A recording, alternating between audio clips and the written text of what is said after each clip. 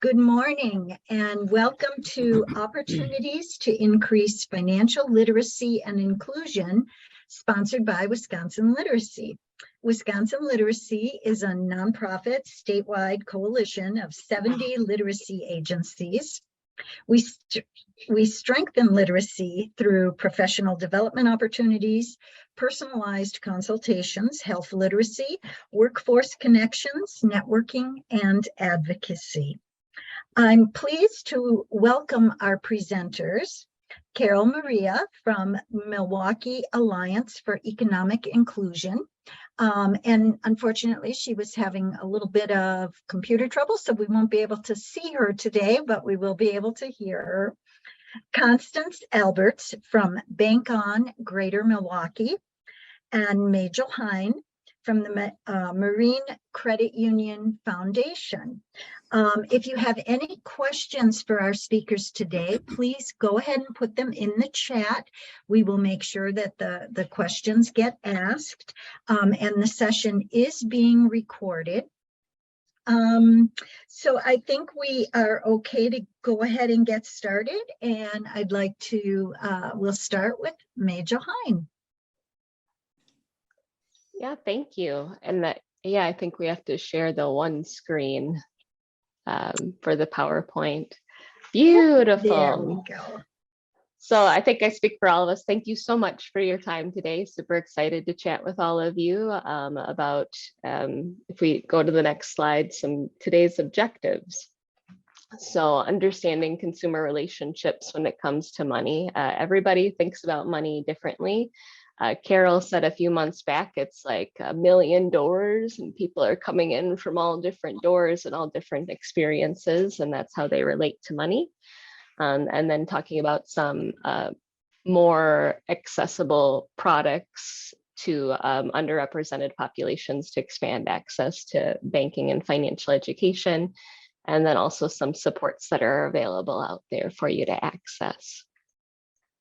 But to lay the foundation today, I just to do quickly have what I call a self-care slide, the next one here, because I'm laying the foundation about how sometimes people relate to money. And again, we all have our different experiences. And what I'm going to be talking about today may apply to you or some of your loved ones. So just know you can leave virtually if you need to or anything like that. Just want to let you know.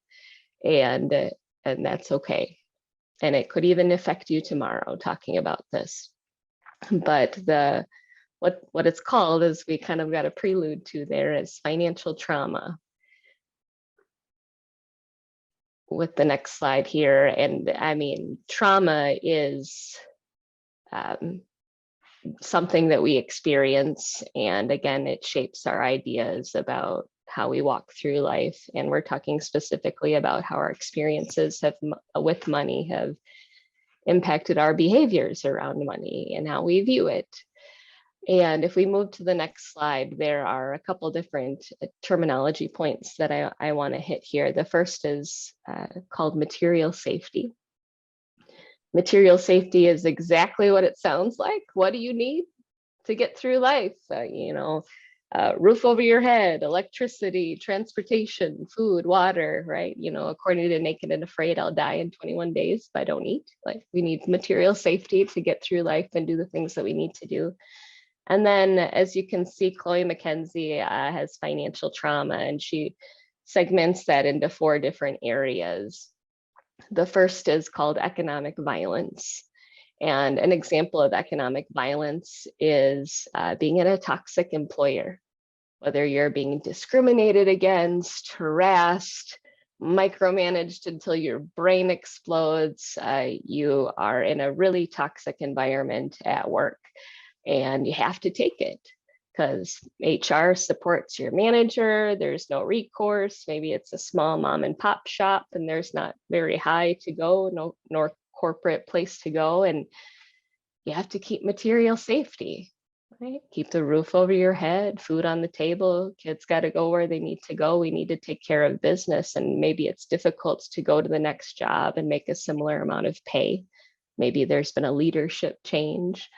But essentially, you just have to take it day in and day out to be able to keep material safety. And that kind of trauma impacts how we think, how we sleep, all sorts of things. But an example of maybe having a money conversation with somebody is looking at their bank statement and be like, wow, you go to Starbucks a lot, right? And you really need to stop going to Starbucks, but maybe Starbucks is their one sunshine in the day, right? Some caffeine, the thing to be able to get them through the rest of the day is that coffee, the magical coffee of Starbucks. So instead of line iteming and judging them and wanting them to be on a budget, maybe we should take a step back and understand, what does your day look like? Asking some more open-ended questions so we can lead to, why does Starbucks happen every day, and help them figure that out a little bit more.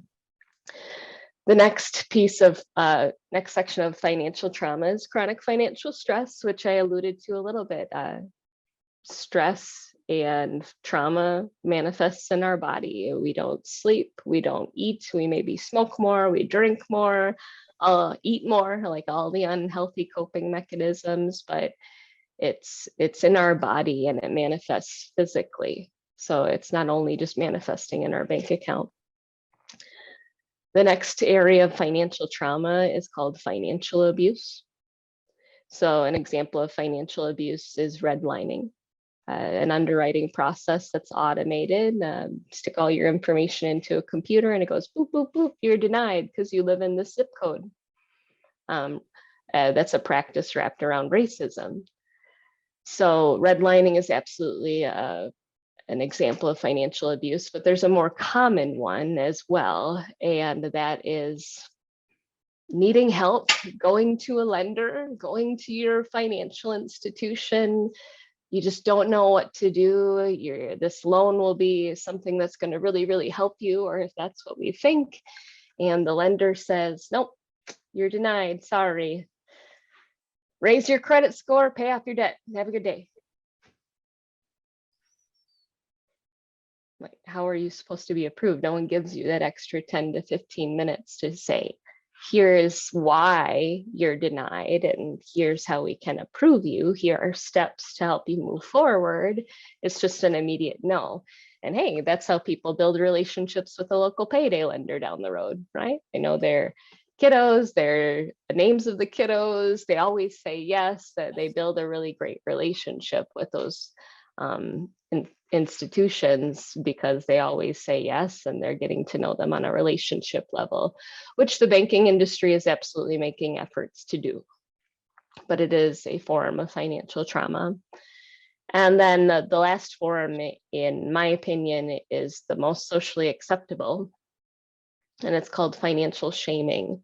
And that's the line iteming, that's when you go to Starbucks, turn off your cable, your cell phone's too expensive.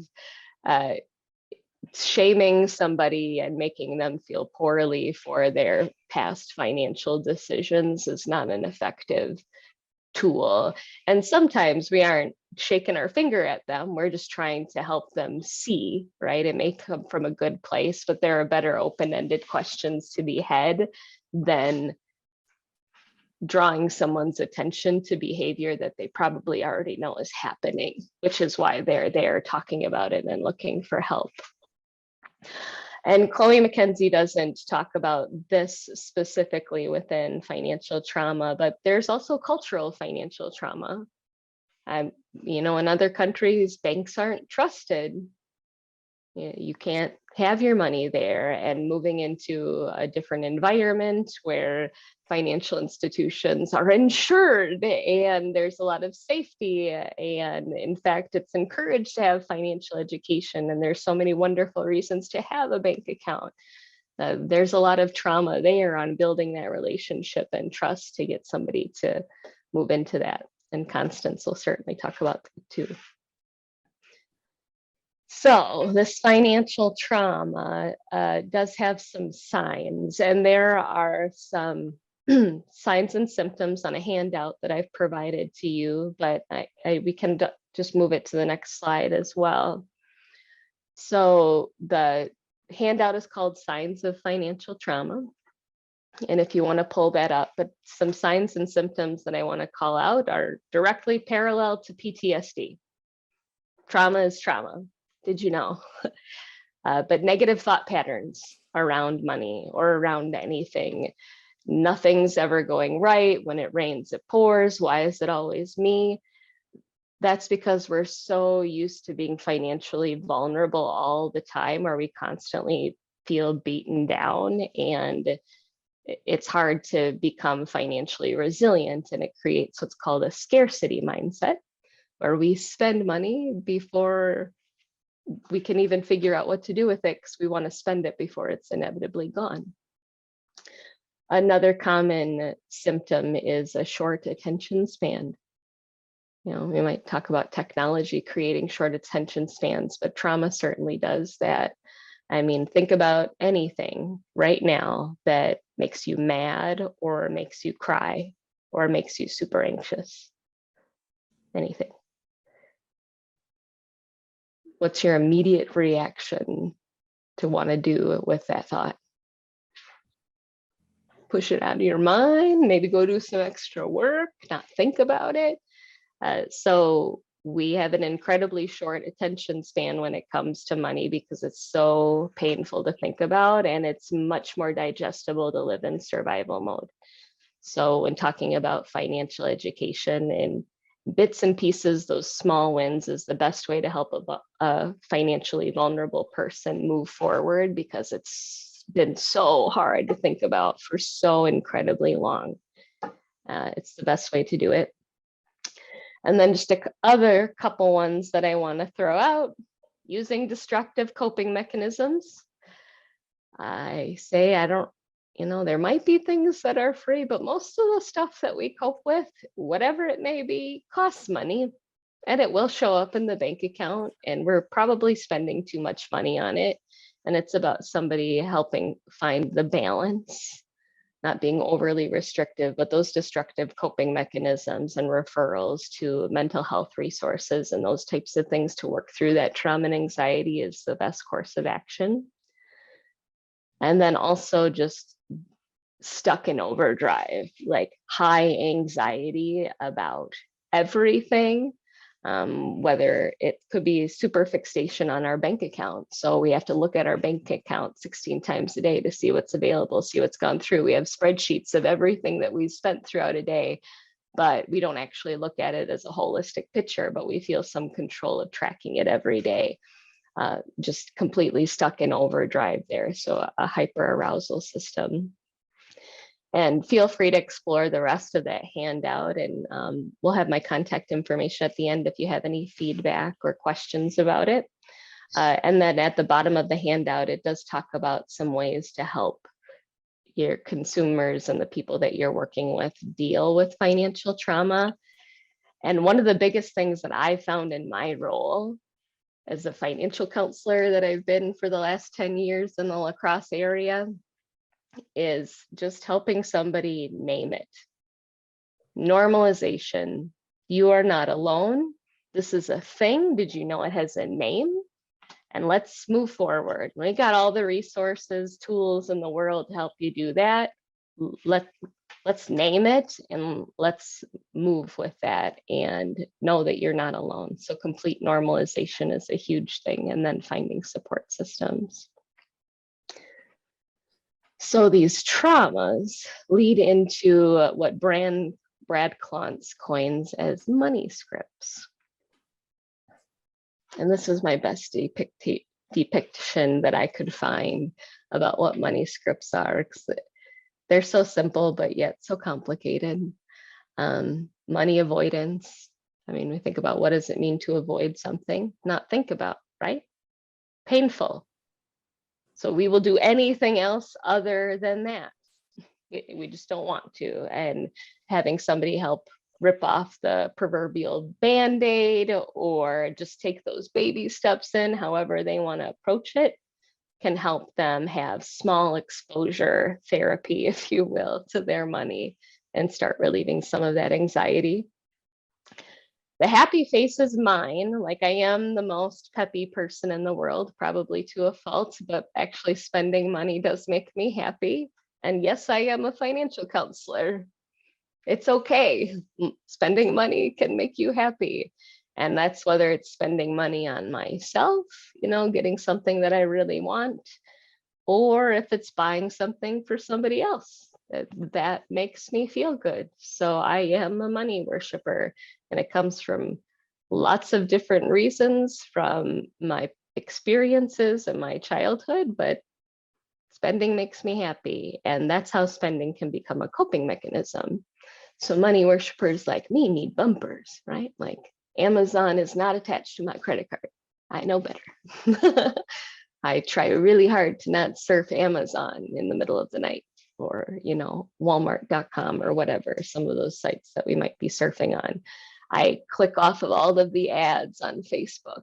So none of those things are tempting me in the middle of the night looking for something to make me happy. Next, we have money status. Money and spending and material items are part of our self-worth. And that comes from perhaps many reasons. The most stereotypical would be people think of like a gold digger, right? Somebody who's only materialistic and how selfish of them. But maybe if you look to their childhood, that's how they felt love from their caregiver. It was all wrapped around the items that they were provided, and going shopping, or it was all wrapped around money and their self-worth. And maybe that's how they were in school. Like, you have the things. Bullying is a big piece of this developing in somebody's money scripts. So self-worth around money is a really big money script, and often is the person who might be house rich, penny poor, or in the $60,000 Ford F-150 in a really heavy payment that maybe they can't afford. Not that those things aren't amazing and fun, but making sure that we do them in a healthy manner and that it's not destructive. Because all of these are okay things as long as they're not moving into destructive behaviors. And as you can see, the last one, money vigilance. And it is true, most millionaires are money vigilant. So this is the person stressing about the 10 cents that was missing in their savings account, or the stock market going up and down. But this is also somebody really trying to make ends meet, and perhaps we forego car insurance. Car insurance, incredibly important, in fact, the law in the state of Wisconsin.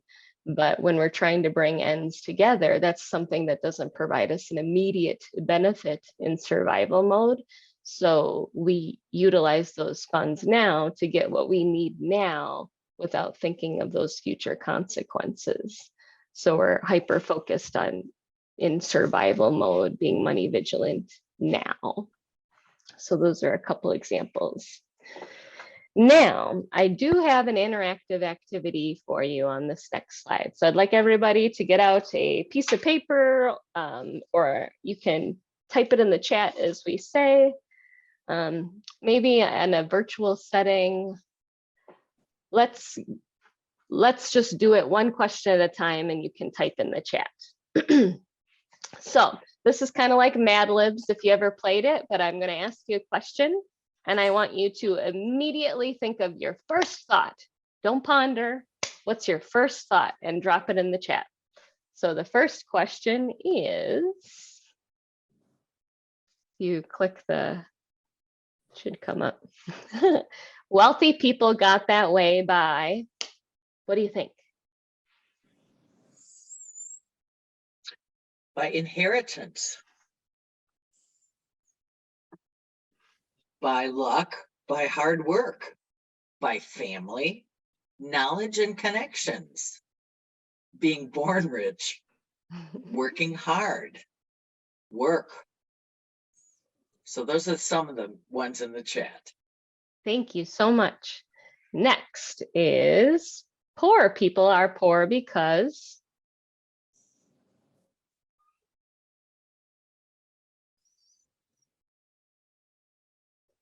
Born that Don't way. ponder too much now. Okay. That's mine. Born that way. Born that way. Generational starting point. Okay.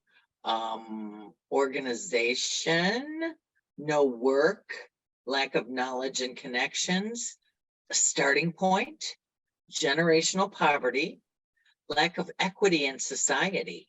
Society's designed to keep poor people poor, and trauma. I think I got them all. Thank you. Sure. Next, only the poor can.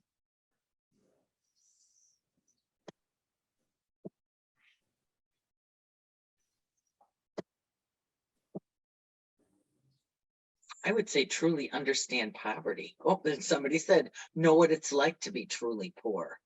They can survive any situation. Understand what it's like to be poor.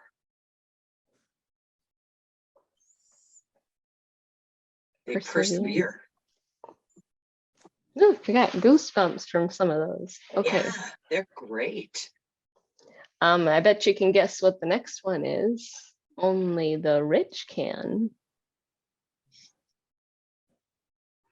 But we were doing this presentation for workforce development, was it, Carol? But somebody was like, fly to the moon. And I was like, yes, that's true. Oh my goodness. Buy whatever they want. Avoid most mundane problems. Break the law. Get passive income. Have more options. Afford leisure time. Focus on wants, not needs. And make the biggest positive or negative impact, which can impact the poor. That's a great one. Yeah, I'm mentally putting some of these away. Yeah. Oh, we'll have to save the chat for you. Yeah, that They would be can awesome. They can find tax loopholes. They can meet basic needs and obtain wants. Yes. Thank you. Buy power. They can buy power. Rich. Yeah. Great answers. Very much so. The next one is, you can trust your money to.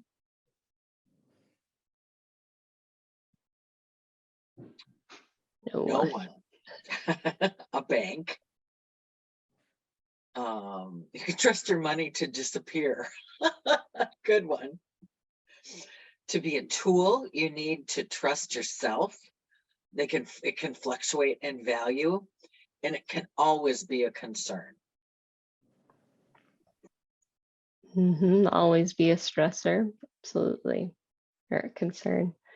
And then the last one, number 6, is never trust your money to. I would say make you happy. Never trust your money to friends, to always be there. That came up a couple times. Great minds are thinking alike. We To often have family. that because of our experiences. They think, oh, never trust your money to be there. Or we've all seen episodes of Judge Judy, you know. Yeah, to make you happy. I like to family, that's funny. To be predictable. Yeah. To people trying to sell you something. Good. About how somebody communicates, very important. Yeah, I bring up these questions in many presentations that I do with all different types of people. And I always get some wonderful answers. Like I said, I'm tucking some of these away here in my brain because our answers are sometimes similar, but they're all based on different reasons, right? How you experienced money, whether it was in childhood or now, like maybe you gave money to somebody at one point, never got it back. And now you're like, never trust your money to family because I gave money to family. And now I'm never going to do that because I never got it back. So it's based off of those experiences. But I'm going to share some of the more common answers that I hear when I'm giving these questions to financially vulnerable populations. and who are financially vulnerable now. So they often say wealthy people got that way by hard work. Hard work. I noticed a lot of things in the chat about poor people are poor because of, lack of education and resources, equity, all 100% true. But when I'm asking this question of a financially vulnerable population, overwhelmingly the response is poor people are poor because they're lazy. So it's just a showing that shaming, that internalizing, that this is my fault, I put myself here, there's no point in pursuing 3 steps forward, 5 steps back kind of feeling. I must be lazy, I'm not doing something right. So they want to pursue, they just don't know how, and they're blaming themselves. Only the poor can, and you guys got this one the same as them, can understand what it's like to be poor. They know, and only the rich can get away with things. So I think somebody said break the law that I saw in there. I think that's probably where they're going. And you can trust your money to leave and never trust your money to be there. So again, that scarcity mindset is often playing a role there. You see it with like tax return season coming, money gets spent because when you live in survival for so long and you get back a decent tax return and you get to feel normal for just even if it's a month or 2 and not have money be a concern, well, then that's what we want to do. So thank you for playing along with that activity.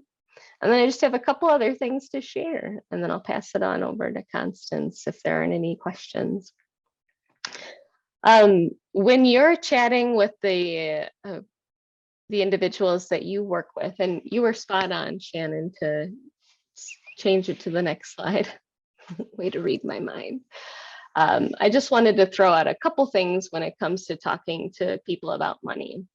And I'll explain these 6 questions in a second, but first thing, if you just want to keep hitting the bullets for me, complete non-judgment and empathy, right? Me too, I'm here and I don't judge you. So now understanding your money scripts, maybe after going and thinking about this and how you think about money, the whole point is you now know that how you think about money, and you need to remove that from the situation for the other person, because everybody's different and your money scripts cannot be applied to somebody else. So full non-judgment and empathy. Asking permission. Often us helpers want to apply advice, and unsolicited advice often falls on deaf ears. So, hey, I've seen this a couple of times. I got some ideas, or I've experienced this myself, or my cousin Joe, or however it comes about. But do you mind if I provide you a couple pieces of advice or a few ideas? And once somebody says, yeah, sure, I'd love to hear them, well, now our ears are open. The next one, I believe, is providing options, not fixes.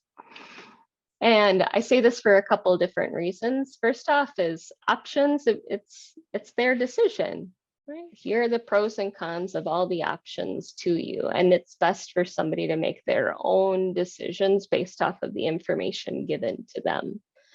That's, we're not applying our own advice, our own money scripts, we're providing those options. But often, well, not often, but sometimes in trauma and negative mindsets, we also have some toxic behaviors that happen, and that's called scapegoating. I have a friend and colleague in the La Crosse area who calls it stinking thinking.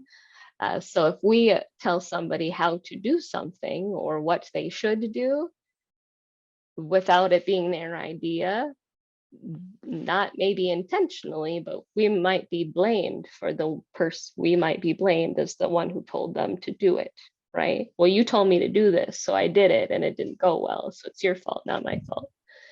And again, that comes from negative thought patterns and trauma. But we want to avoid that by providing options and information for them to make the best possible decision for themselves. Also, as a millennial, I'm very conscious of language, and I do understand I'm talking to the Wisconsin literacy group. But actually, one of the first things that I step on is to avoid the phrase financial literacy.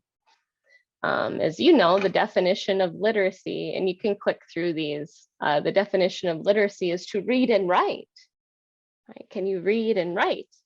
The definition of education is the acquisition of knowledge, which we're actually looking to do, right? Apply financial education in a financial situation. And sometimes literacy, people connect in their brain, oh, I must be illiterate. And then there are negative connotations around that, and it moves into that shaming territory, depending on the household. So I just avoid it altogether and say financial education. Also, the next word here is budget. I avoid. Budget to me is actually a 4-letter word. I correlate it with diet. You know, if you're going out to lunch with me and you get a hamburger and some fries and you're super excited about it, I'm like, you're kind of getting a little fat. You should really eat less calories than you burn. Like you really need to go on a diet. You're probably going to want to leave, jump across the table, or eat the burger with vigor in front of me, right? Like one of those 3 things are going to happen. So budget has a lot of those same emotions with financially vulnerable populations. I can't have fun. I can't do this. I can't do the things that I want to do. So whatever you want to call it, spending plan, financial journey, financial analysis, structure, whatever you want to call it, but that budget word, it says diet. What can't I have? What can't I do? And when you're in scarcity mindset, it's not a great place. And then specifically with adult education, I do avoid wants versus needs. Like Constance, I can see you, like if you buy something that you want, you're aware, right? That you wanted it. You don't need me to be like, do you need that? Was that a want or a need? You know? So us, just adults know, we're aware. When we want something, we buy it. That's why we bought it. And me as a money worshiper, it made me happy when I did it. So I talk more about priorities than wants versus needs. And then, yep, lastly is just to help them address the root of the why. So like, for example, with households, I'll talk about what fits into your spending plan. Is it $40 a week? Let's use that in cash. I call it walking around money because adults don't like having an allowance. But if they spend outside of that walking around money, like if they want to spend outside of that $40, they pick up their debit card, I'm asking them to ask themselves those 6 questions.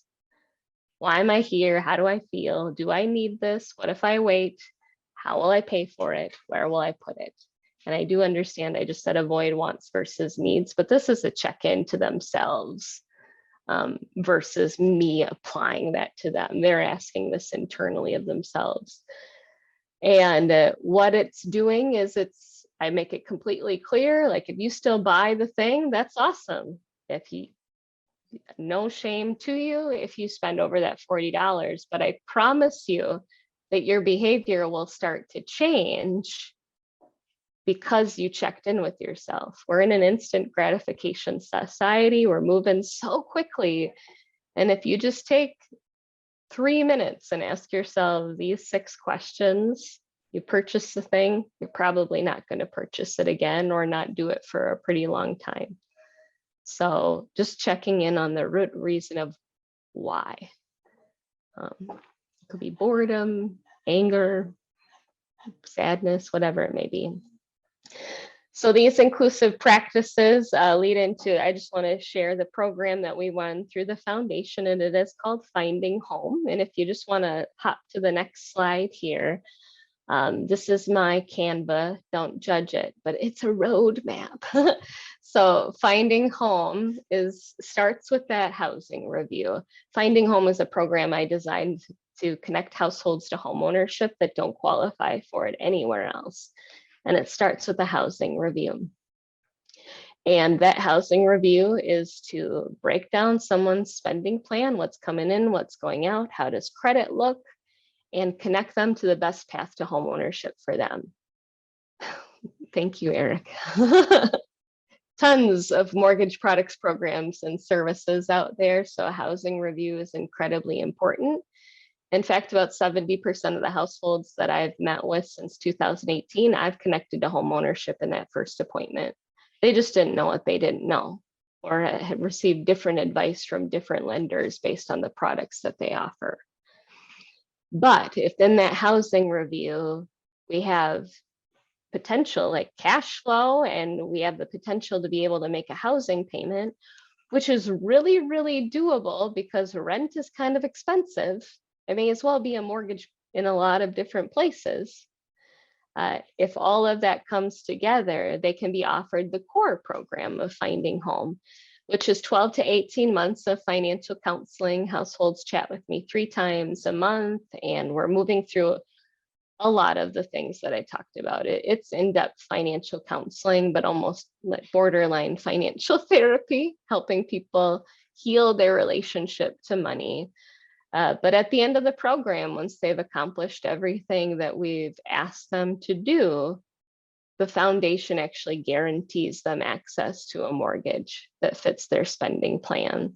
So we have partner lenders that say, all right, Marine Credit Union supporting you, or Marine Credit Union Foundation is supporting you. So if this mortgage goes bad, they're paying us. So we're going to go ahead and provide you this mortgage, even if you still have a 580 credit score, because maybe they started the program with a 405. Huge progress, but we still need to lift a little bit more. So Finding Home's that tool to be able to get them into home ownership now, through thought and building a spending plan, providing education, but also, like I said, working on some of those ways to heal those thinking and behaviors around money so they can be a successful homeowner. And we have lenders getting behind that, which is super exciting. So that is like the foundation and a piece of some financial inclusion that the foundation provides. But Bank On has so much more going on. Constance? Well, thank you so much. Oh my goodness. I cannot even think about all the different things that she just shared. So as Major said, my name is Constance Alberts. I am the program director for Bank On Greater Milwaukee. Bank On is part of a national movement to increase access to safe and affordable banking and credit union accounts. And so the big question is why? When we look at 2 groups of individuals, we have the unbanked individual, and that's the person who does not have a bank account at all. They may typically use pay cards or government prepaid or cards that you add money to. So they don't have a relationship with a financial institution at all. Yes, so they don't have a relationship with a financial institution at all. So again, what they do as far as cashing checks, making payments, they're doing a lot of that maybe in regard to going to Walmart or another place to pay their bills with cash. One of the things that we found out during the pandemic is that cash really, in some situation, is not the best thing to have. It does not allow for a lot of understanding of where your money is going, nor does it allow for you to be able to save. So when you have an unbanked person who does not have a relationship with a traditional financial institution, they're going to spend more money. If you've ever known of anyone who have gone to a check cashing place, That is really based on the amount of your check. You're going to pay a percentage. You're going to pay for money orders. You're going to pay to transfer money. So again, it is such a huge impact on the money that individuals have. And so over a lifetime, you may have an individual spending over $40,000 in a lifetime. And you may think, oh my God, 40,000. If you think about if a person is paid every week, every 2 weeks, what does it cost them to actually make that payment, to cash that check, to take care of everyday needs? It can be extremely expensive. I remember 40 some years ago when, more than 40, but I'm just going to say 40 some years ago, when I was younger and really didn't understand how banking worked. What I would do, I would go and get my check cashed, and I would hop back onto the bus, and I would go to every place that I owed money to and pay that money out. Believe it or not, there are still people who do that. And some of it has to do with not understanding how banking works, not trusting a financial institution, thinking that banking costs more than what they're already doing.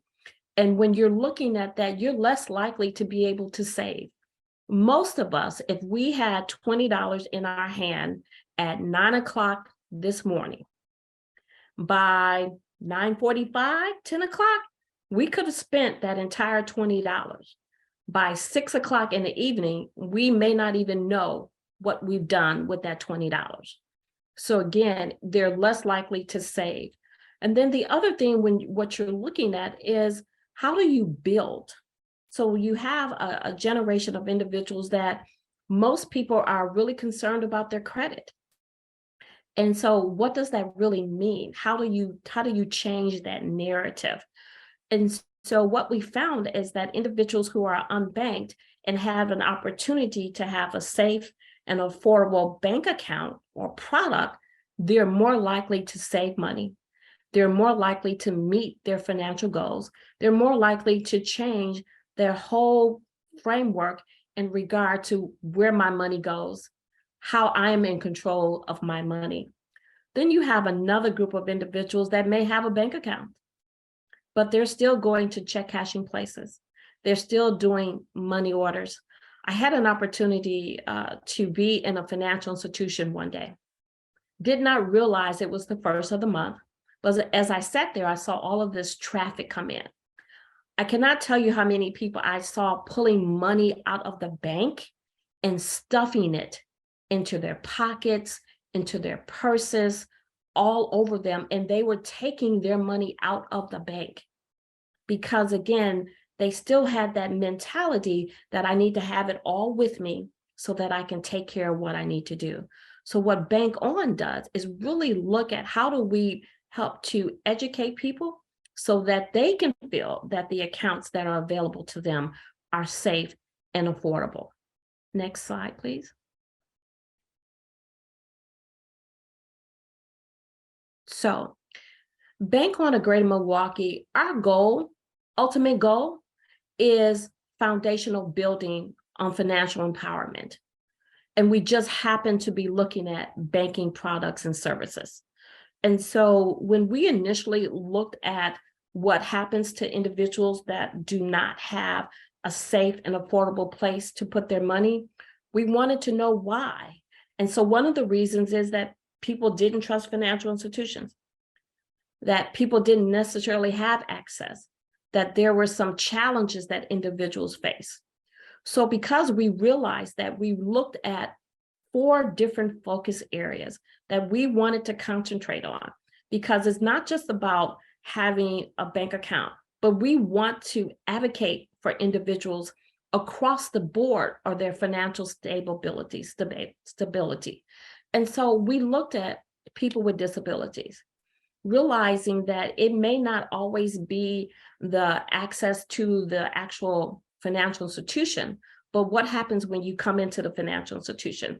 Are there people there that are able to help you depending on whatever disability you have said that you have? Are there individuals there that are able to assist you? And so people with disabilities, not just necessarily the physical getting into the financial institution, but what happens afterwards. And then our returning citizens. There are so many challenges for our justice impacted returning citizens. So when you look at the citizens that are returning to our community, a lot of them may be coming home with X amount of dollars, but they also may have been gone for a very long time. I can remember, and I'm quite sure some of you too as well. Do you remember when there used to be a phone booth where you put money into this thing and you were able to make a call? You could put 25 cents in, you could put 10 cents in. That was a while. I can remember when the cell phones was in a case. You carried the case around to make a phone call. Now we have cell phones. Yeah, I remember the collect calls too. You have cell phones now that does everything. So can you imagine how difficult it is for someone returning to be able to maneuver through the banking system? And so you also have with returning citizens, they may not have proper identification. So one of our advocacy is how do we help them? And then young adults and first-time workers, huge. We all believe that the younger we can start talking to youth about financial planning, money management, banking, the better it's going to be for them. As a financial coach, I realize that sometimes I'm talking to individuals that have never really had this conversation about banking. It's not something that their parents talked about. It may not be something that they learned in school. They just are doing what they see other people do. And so if we're able to help lay that foundation to help young adults and first-time workers, that's a win for everyone. And then immigrants and refugees. There's a whole different culture in some situations where individuals are coming to not only the United States, but Milwaukee about money as a whole. We know that money is such a very private thing, but in different countries, different societies, different cultures, it's looked at differently. And so you have to approach it in a different way. You have to really look at the big picture when you're looking at how will people handle money? Who is the person that handles the money? As a CRA loan officer, it was really important for me to learn that a different culture thinks about money differently. Different people think about money differently. As Major said, we all have that different philosophy on money. It's based on what we were taught, what we saw, and what we learned as we were growing up. And so one of the big things for Bank On, we want to advocate. We have to advocate because we want to be able to see people not just use banking as a financial tool, but we want them to be able to use banking as a way to meet their financial goals. Next slide. So part of Bank On Greater Milwaukee, we are probably 89 out of 100 certified Bank On accounts. And so what that means is that this is a national movement. This is a national movement where we have been able to link with financial institutions about having a standard procedure, standard account in regard to banking. Because one of the things that's so important is that if I'm in Milwaukee and a financial institution has an account that has these standards, if I go to Washington, D.C., that same financial institution has the same standard. So it's across the board. So when we talk about standards, we're looking at all of the accounts that financial institutions have decided to be a part of this program. There's no overdraft. That is the biggest issue. One of the things that they found out during COVID and the pandemic is that it may not necessarily be a need to generate fees all the time.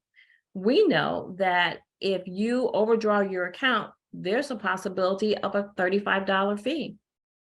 There's a possibility that they may not pay that trade, or they may pay it and still charge you. So one of the major things about these accounts is that there's no overdraft fee. You're not going to be charged if you attempt it. But the other thing that I think is really great, if you don't have it, you can't spend what you don't have, which is a really great way for you to manage your money. It allows you to start having those 6 questions that Major talked about: the why, what am I feeling, why am I doing this? Those are the same questions that I ask myself every time I make a transaction. What's going on in your life? Why are you doing this? Are you, what's happening? And so here, having this safeguard or no overdraft, you don't have to opt in and you don't have to opt out. So across the board, all of the financial institutions that participate in this program nationally, no overdraft. It's affordable.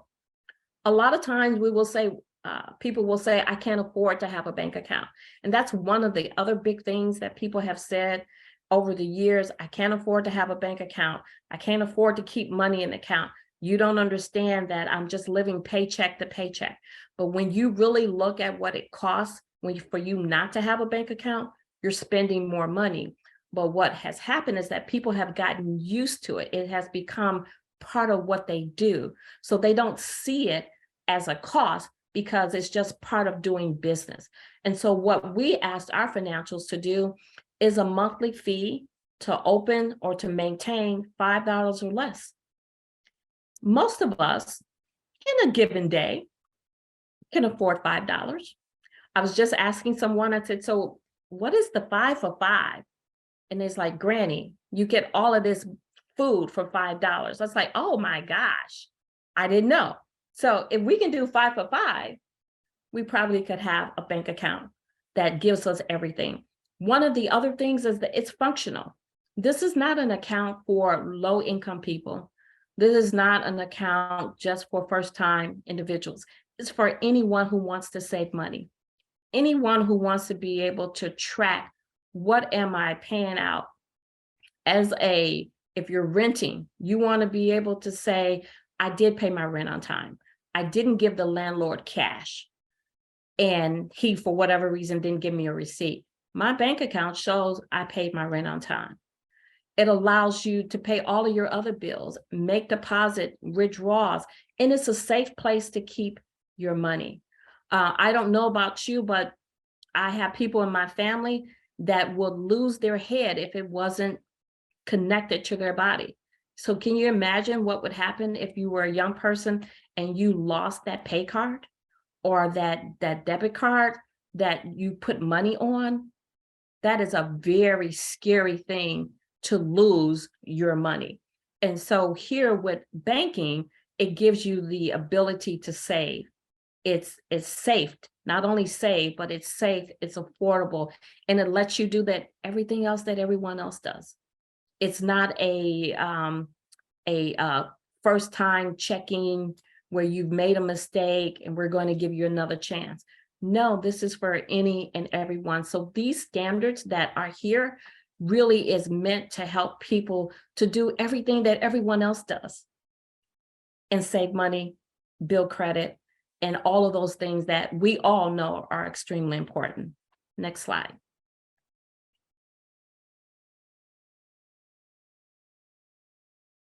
So I want to give you a little history. So my background is in money management, a financial coach, home ownership. So my background is helping people to get ready to either eliminate debt so that they can move forward to start saving money, to buy a house. So my background has always been in that ultimate goal of home ownership. So back in 2018, I got this call that says, we really are looking at what is going on in Milwaukee. Milwaukee in 2018, 33% of individuals were either unbanked, which means they had no relationship with a financial institution, or underbanked, which means that they may have had a bank account, but it was not moving them towards where they wanted to be. And so we looked at, how do we make a shift? How can we be a change maker in Milwaukee County? Because again, this affects 33% of people. And so when you think of 33% of Milwaukee County, that's a lot of people who could be saving money, who could have the security. And so we looked at being a part of this grassroots organization. And so we did that in 2018. We launched Bank On. In 2019, we became official. So official means we got a title. We were able to bring on volunteers. And so in 2019, when we initially launched, we had 6 certified accounts, which means there were 6 lenders in the Milwaukee County that says, this is a great idea. This is awesome. This is wonderful. Less than a month later, we added 2 more, because what that means is that small, large community financial institutions are saying that this is important to help people to move to the next level. And when you're looking at moving to the next level, it does not always mean that it ends in home ownership, but it does mean that it can help in stability. It helps you be able to keep more of your money in your pocket. It helps you to maybe start saving and having an emergency fund, which we all know is important. It helps you to be able to show the next generation how important it is. So having more financial institutions just opened up options for people. And we all like options. No one likes, okay, you have to, as Major said, you can't always eat the cheeseburger. Well, I want my cheeseburger with some fried onions. Here's your options. And that's what that did. In 2020, guess what happened? There was this thing that was so unusual. It was called a pandemic.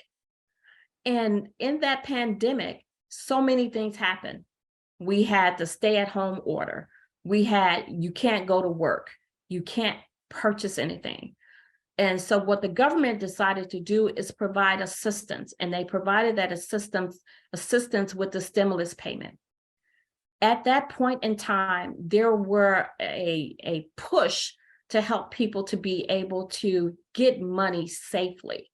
So you had the stimulus, you had unemployment. So we saw an increase in individuals using bank accounts. People who had not had bank accounts before were able to go online and open a bank account so that they were able to receive those funds, which was huge. So not only are you receiving the stimulus, not only are you receiving unemployment, you're receiving maybe your regular paycheck.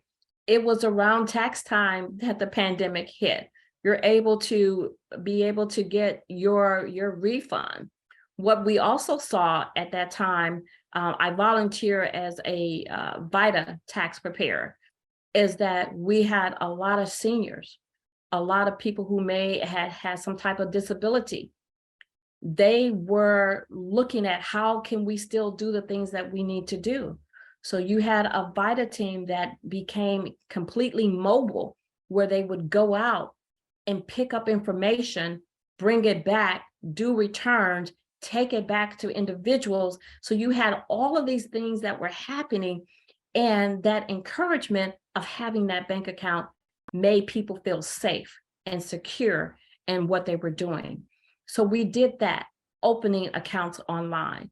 Then the other thing is a financial navigator at Riverworks Financial Clinic, part of an initiative with Milwaukee, the city of Milwaukee. There were so many different things happening all at once. People wanted to know, where do I go for food? Where do I go for healthcare? I'm having financial situations going on. Where do I go for small dollar loans? And so the Financial Navigator is also a national program to really help people that were dealing with this trauma, because it was trauma for a lot of people during the pandemic. And so that is a program that is continuing still to today. And Bank On really was a part of bringing that to Milwaukee. And then finally, in 2020, we did Show Me the Money. I love that, because what it says is what's going on, what's happening. So we were able to get not only financial lenders, but community-based organizations to talk about different things. They talked about, how are you able to deal with student loans? How are you able to do money management? How are you able to cook meals? So they were 30 to 45-second video clips that had a variety of different topics around show me the money. And so that was extremely successful because what it does, it allows people to be in a safe space to get information and then be able to take that information and do what they need to do to make a change or adjustment that really fits their needs. 2021, moving right along, we increased to 14 certified accounts. Again, financial institutions, lenders, credit unions, big banks, small banks are saying, we really want to be a part of helping individuals, not just have a bank account, but how do we help them move to the next level? Do they need a small dollar loan? Do they need to start saving for retirement? What is it that they need? And 14 certified accounts in 2021, which was awesome. We also had a lot of support from the Bankers Association. They were able to talk with financial institutions across the state to really look at how do we better support the individuals in our community. And by doing that, having accounts that really meet their need. We also developed an advocacy map because we really wanted to see where opportunities were, where there were opportunities for financial institutions, for community-based organization. We looked at where there were check cashing places. And if there's a check cashing place, is there an opportunity for a financial institution? We looked at where there were low to moderate income families. We also looked at where there's transportation, because we all know that sometimes if you don't have a vehicle, you're going to go to the closest place to you. You're going to go to the closest grocery store. You're going to go to the closest pharmacy. You're going to go to the closest financial entity. And so we looked at developing a tool to really look at opportunities and gaps. Fast forward, 2022. Now, believe it or not, 2022 was just 30 plus days ago. So it's not been long since we came out of 2022. But what I will tell you that from 2018 to 2022, Bank On has really done an excellent job in making connections. They have made connections with employers who are hiring people to let them know that there are certified accounts where they can save money. They have been able to work with workforce development. They've been able to work with individuals in domestic violence situations to be able to support them. So Bank On has really done a lot with the members. This can only be done with the coalition members that are part of Bank On. So in 2022, Bank On was awarded an innovation grant because of our work with youth aging out of foster care. Keep in mind, I said that one of our biggest things that we wanted to do is look at how we could support youth. And so we looked at what happens when youth age out of foster care, the lack of support that they have. We looked at some financial information that they received. And so along with Lad Lake, St. Charles, Summit Credit Union, and Economic Alliance from Illinois, we were able to develop a program that would also teach the social workers how to teach young people about money management. They talked about credit, they talked about budgeting, they talked about banking, they talked about renting, they talked about laws, student loans, all of those things that some people may not have had an opportunity to hear about. But when you're looking at youth who are aging out of foster care, that support system may not have been there. Bank On Greater Milwaukee was the first organization in the coalition to come up with a successful program for youth aging out of foster care. And so what that does, it says that it's not just a need in Milwaukee County, it's a need across our country to help youth aging out of foster care. So not only did they learn about financial empowerment. They learned about savings, they learned about banking. So as of today, there have been 58 accounts open for youth aging out of foster care. And these are accounts that are non-custodial, which means that there's no guardian required, there's no parent required, because in a foster care situation, those are things that you want to make sure that you safeguard youth for. And so these youth have been able to take the information that they've learned and put it to practical use. So not only do they have a bank account, they have a savings account. They have written essays as to how this program has impacted them. This is amazing because there is such a need. And so throughout 2018 to 2022, our goal is to strengthen our community and the people in our community. And so again, our numbers of certified lenders has increased. The accounts that they have increased. The options for people have increased. We like to say that we will kick down a door so that we can pick it back up. And that's exactly what Bank On is doing. How do we better support the people in our community? I think the next slide is the impact. So high rates for bank accounts during 2020-21 for low to moderate income families. We've just had an increase. So 24,114 bank accounts have been opened in Milwaukee County. That is a massive increase. The number of unbanked and underbanked has gone down from 33% to 18%. And we believe that a lot of that has to do with our lenders and our community saying that this is important to have. 85% of the customers that have opened up accounts are brand new. Can you just imagine 85% of individuals who now have access to safe and affordable banking? Because financial institution says there's a need. Community-based organization says we have people who have needs, and there was a connection. So we're extremely excited about what is being done. We look forward to the other things that we can do, and we definitely want to hear from you as to how we can better support the people that you serve, because you are the trusted partner, and we want to make sure that we connect with you. And I think I'm going to turn it over to my friend, Carol Maria. Thanks, Constance. You can hear me? Just shake your head. Yep. Okay, great.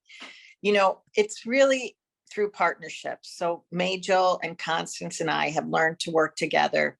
But, you know, I manage these 4 rubrics with everybody I work with.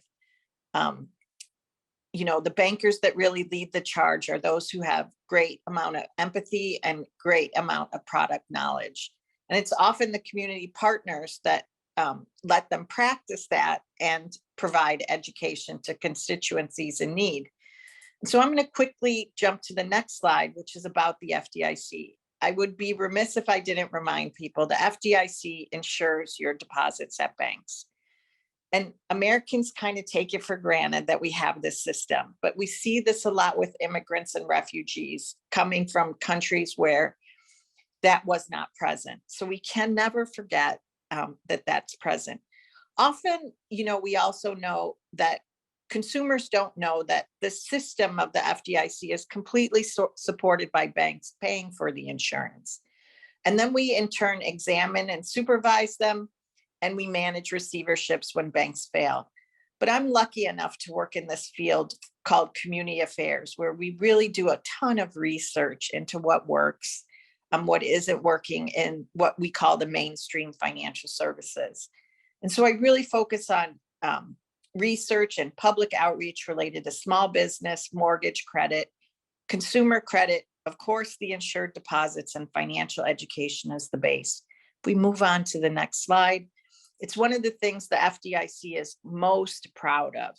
One of the things that we do is every other year, we research, that's hard to say altogether, we research how many people are what's called unbanked and what's called underbanked. And then we make sure we know how many people are using mainstream financial services. You can see we started this work in 2009. And, we all kind of held our breath when the pandemic started because internally at the FDIC, we were very nervous that, this downward trend was going to reverse. And it's really through partnerships that we support with Bank On. And if we move to the next slide, I can explain that a little bit more. So the next following 6 or 7 slides are going to kind of give you some of the data points that we measure to kind of see the financial health of Americans within the mainstream financial services market. But we knew in 2021, 59 million households were unbanked. That means no one in the household had a bank or credit union account. But we do know that 1.2 million households opened bank accounts. And Constance mentioned it was really through this partnership of the IRS, the FDIC, and the Bank On leadership who made quick account opening online available. And that new phenomena of online account opening has stuck in the marketplace. We know it works for people like you who are talking to consumers, encouraging positive or, forward thinking, planning about checking accounts and their low cost nature compared to alternative financial services. So we really want to encourage you to go to the Bank On website and see the 31 banks in Wisconsin that offer these accounts. We know it works because it worked during the pandemic. And I just kind of want to point out who unbanked people are. I think many of you already know this, but I don't know if any of you write grants or try to do persuasive speaking, but here's where all the data comes from is these FDIC surveys. But lower income and less educated households tend to be unbanked or high users of alternative financial services.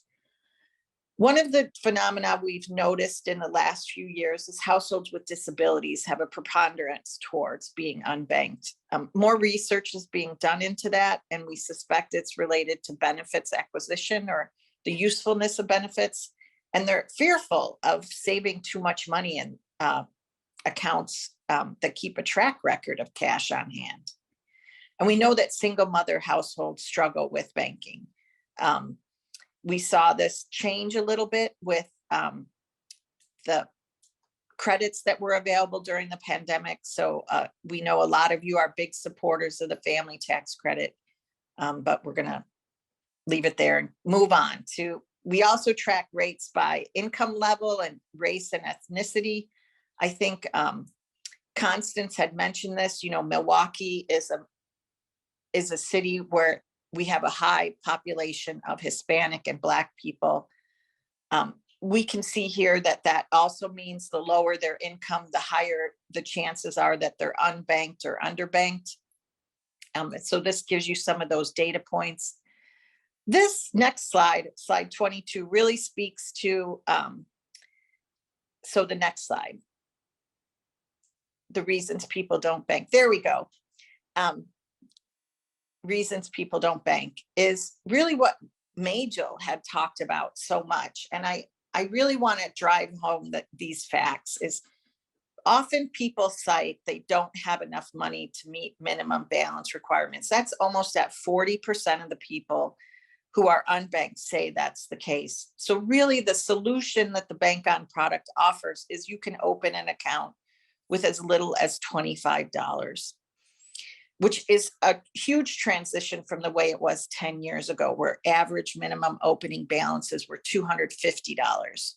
So this is one of the things that I think bringing together theory like Majel presented, practice like Constance presented, and data like the FDIC measures can really be brought home to make program changes. I don't know always what to do with the I don't trust banks fact, because that's quickly falling behind, and privacy. But then we see a whole cluster of reasons of inconvenience, problems in the past, identification, that when we drive down into the data about disabled people or single heads of household, we can see some modulation on those figures. So we'll go on to the next one, because this is really where we see a lot of opportunity to encourage the use of bank accounts. Is often people are unaware that prepaid cards are more expensive than traditional bank accounts. And so I'm giving you this slide so you can look at it later. We see a huge disparity between lower income people and their response to this question, and higher income people. And I tried to point that out. Prepaid cards are high among low income households, no high school diploma, Black households, and working age adults with disabilities. But we see that the Cash App kind of services are predominantly used by higher income households. And one of the main differences between those two types of accounts is prepaid cards charge fees to load and unload the money, to look at your balance. People are often unaware they're paying somewhere between $5 and $30 a month to use prepaid cards. And so I'm just kind of pointing that out. That's one of the opportunities in the discussions you have with people, is to try to point that out. I know the CFPB is working on some visual aids for that. So maybe next year we'll be able to circulate that. So we'll go on to slide 24. What are people using prepaid cards for? None of this is a surprise. They receive their income on it, they pay their bills on it, and they conduct transactions on them. So prepaid cards are not debit cards. Debit cards are typically issued by a bank. So we know that the prepaid cards are usually charging people for each of those three types of transactions. It really does add up. We're going to go on to slide 25 because I want to give you guys some time to ask questions. But what we're seeing is a higher use of rent to own, payday lender. I'm sorry, we're not seeing a higher use of this. We're actually seeing a lower use of it. And we think it's because of all the efforts around financial education and the merits of bank on accounts, where we're telling people, you know, you have choices about how you spend and use your money. And if you want to use your money to pay fees, that's appropriate for you. But there are lower cost methods to use.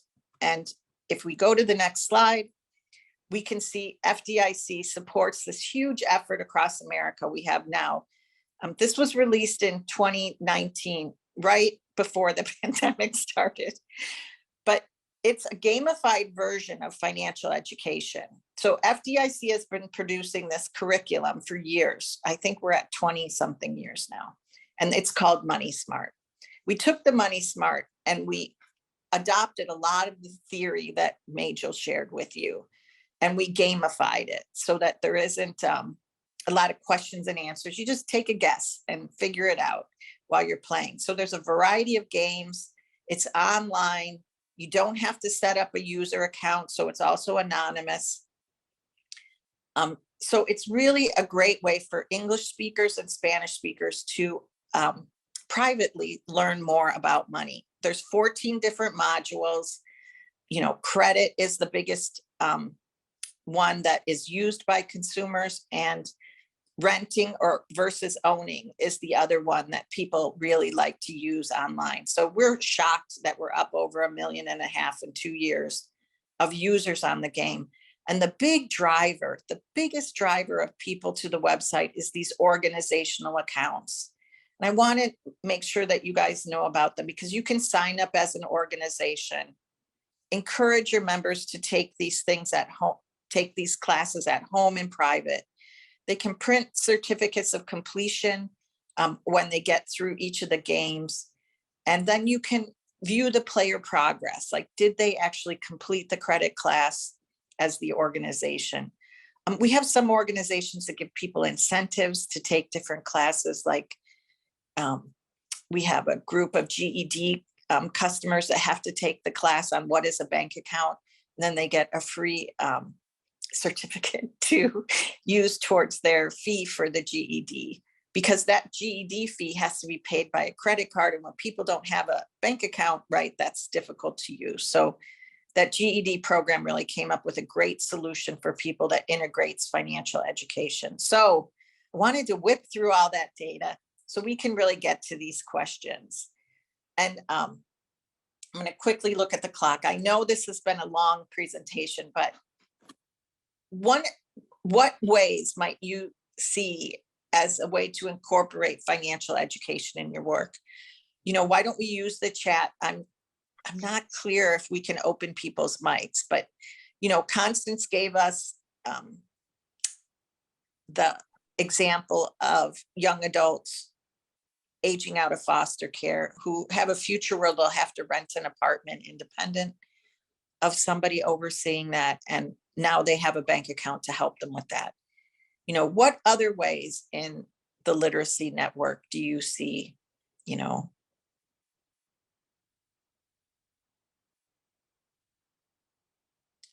We know that with the recent influx of immigrants, we've seen a lot of organizations partner with banks to reduce some of the barriers for opening accounts, using specialized data about identification. I've heard of 2 banks that have had great success with that, with local partners. But then, of course, is the whole cultural thing about money. And any suggestions for us that might help us deepen the impact of our work, you know? So we do have the ability, if folks would want to unmute their mic and ask their question, or you can put it in the chat and we can answer it that way. Yeah, I've been trying to watch the chat, but I didn't see anything pop up. Well, and Carol, I'll watch the chat for you and read you the Okay. questions. So don't feel like you have to juggle all those things. And then, you know, with the success of Bank On during COVID, we really saw these points of contact where people would benefit by having a bank account, like a new employee to a company. Often the HR person says, is there a bank account we want to list for your first direct deposit? And we see these payments like unemployment, like stipends in programming. The first time a worker might get a paper check, but after that, you know, is there a way to talk through opening a bank account, especially with the banks that open them online? And we'd be open, you know, Constance and I do this all the time, working with you in a coaching way to kind of see where those opportunities might rest. So overall, I haven't like seen or anyone asking questions. So I guess if we move to the next slide, we want to make sure you all know how to get a hold of us. Majel is really a wealth of knowledge about how to talk through things with people and welcome them into finding solutions that work in their life. And Constance is like a product expert, especially in underserved communities. And she's seen a lot of attempts work and attempts fail. I mean, I have to say, sometimes we have to work harder with some organizations to get them to see strengths and weaknesses in their program.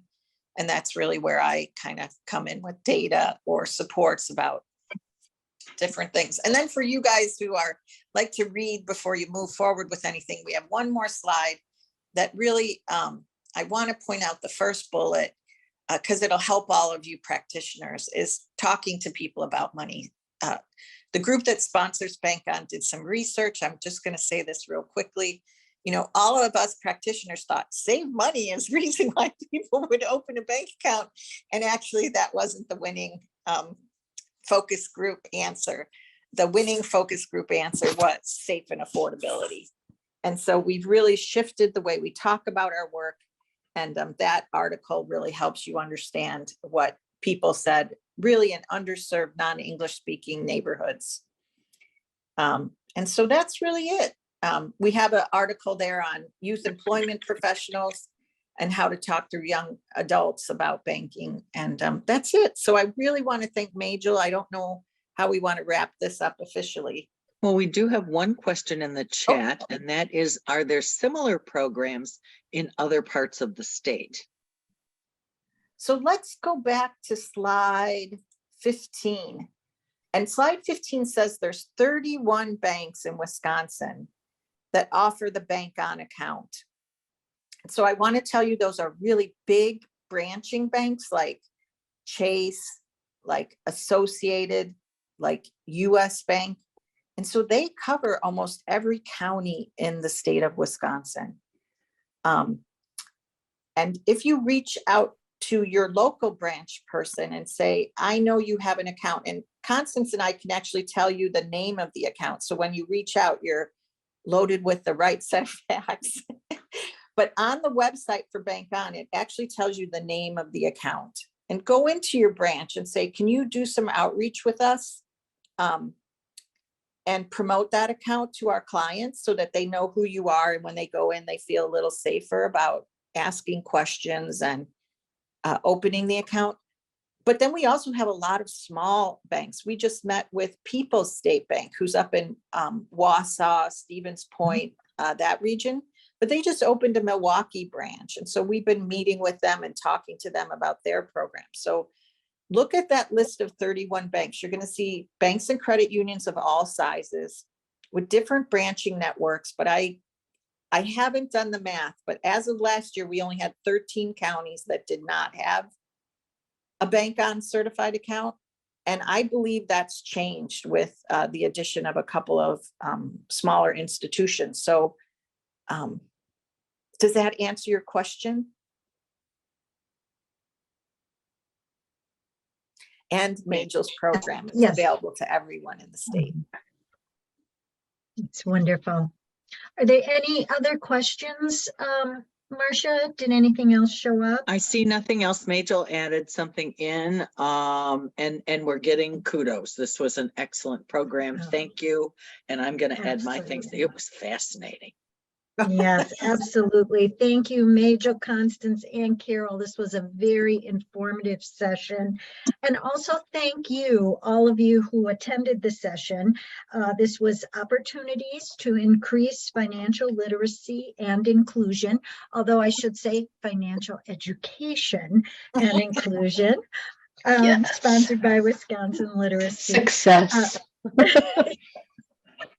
The next session, by the way, is at noon today. And at noon, we'll be speaking with Eric Hamburg, and he will be discussing his little book of boards. And if you haven't registered, you can do so. The link is in the chat. And if you enjoyed this session, please join us for the Big Share on Tuesday, March 7th. It's a fun day of virtual events and online giving that allows Wisconsin Literacy to offer this type of programming. And also, if you check the wisconsinliteracy.org website and check our events calendar, you'll see other professional development opportunities listed there also. So just once again, I want to thank our presenters. It was a wonderful session, and you can see there are a lot of kudos, as Marcia said, in the chat, thanking you for your time today. You will be getting a survey, all of you who attended, and we'll have some notes and some links to information that was presented. So thank you so much. And we will hopefully see some of you in the next session. Thank you for your time. Have a good rest of your day. Thank you. Bye-bye.